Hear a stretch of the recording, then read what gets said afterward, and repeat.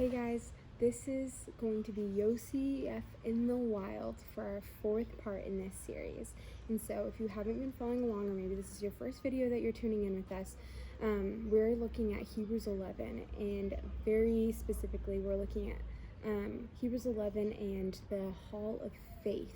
And what that is that there's a ton of biblical characters that are listed throughout this passage that are known for their faithful following of God. And so we're going to do a character study today of Rahab the prostitute. And so we already did Noah, we did Joseph, we did Sarah, and so now we're going to be taking a different look at somebody maybe that you guys are not as familiar with. And so we are going to look into her story. And so if you haven't read Hebrews 11, definitely take a look at it, get a little bit more familiar with it. But so we're going to be in Hebrews 11 in verse 31.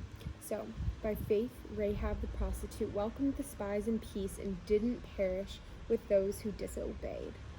And so maybe you guys know who she is, maybe you don't, maybe you recognize her name from being part of the lineage listed in Matthew, in the beginning of Matthew, in Jesus's lineage, and that might be like where you know her from, and even then you might have been like, who is this woman?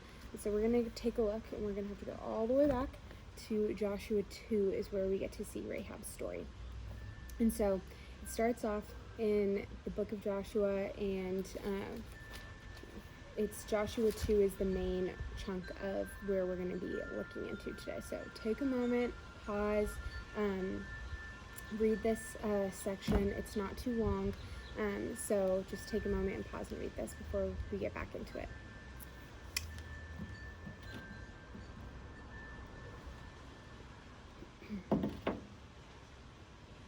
Okay, ready?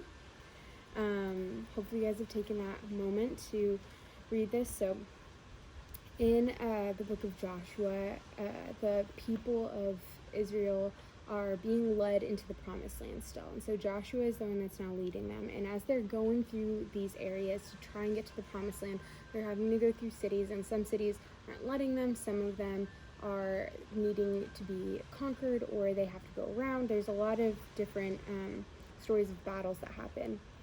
And so here we see that Joshua sends 2 spies to Jericho to kind of just get the lay of the land and see if they can, if God has like basically willed them to be able to go through this land, take it over, and be able to continue on to the promised land. And so here we see these men who go and they meet Rahab, who's a prostitute. And so she obviously is somebody who is like well known in the city, because even the king is fearful of these men that have come into these spies. And they go, the king sends like a word to Rahab and is like, I know you have these guys with you, and she does not give them up.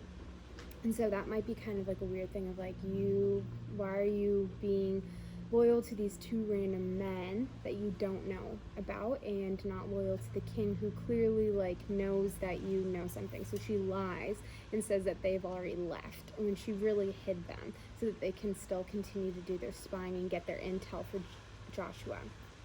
And so here we can see in Joshua 2:11 is where this like little passage starts, of where we can see kind of like why Rahab might have done that. And so it says, when we heard this, we lost heart, and everyone's courage failed because of you. For the Lord your God is God in heaven above and on earth below.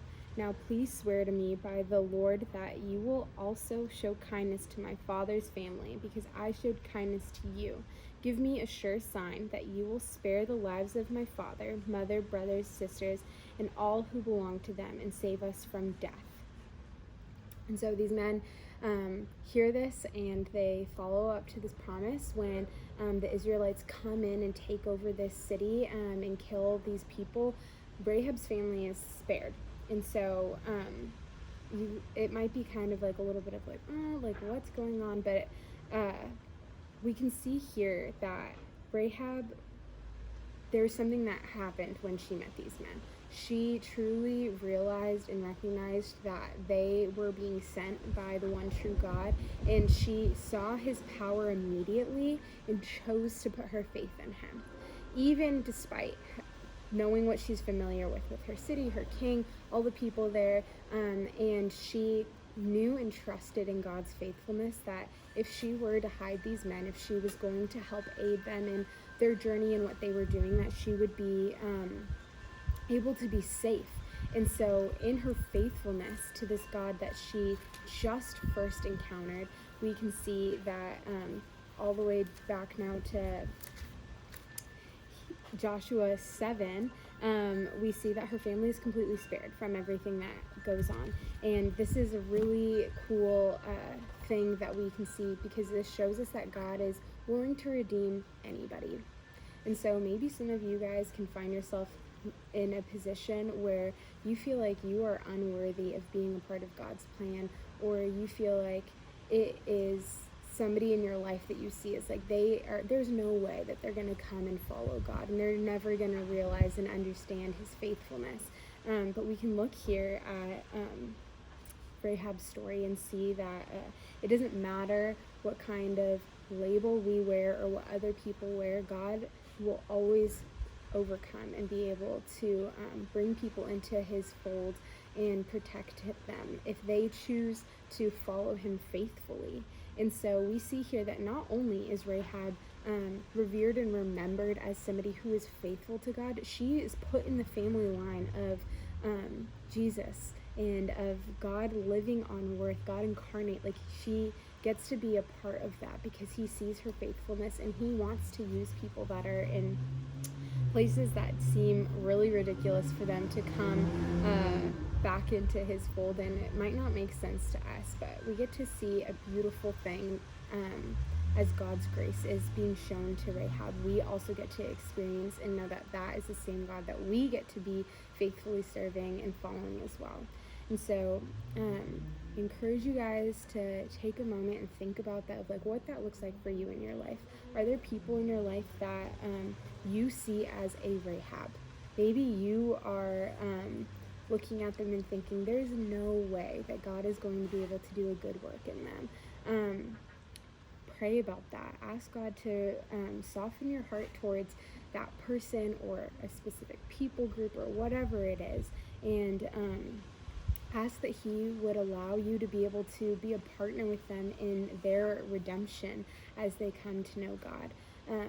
And it's really cool that we get to see this over and over and over again, that God is going to use people that is unexpected, and he is always going to be willing to transform somebody, no matter where they came from, but it's about what they continue to do as they move forward.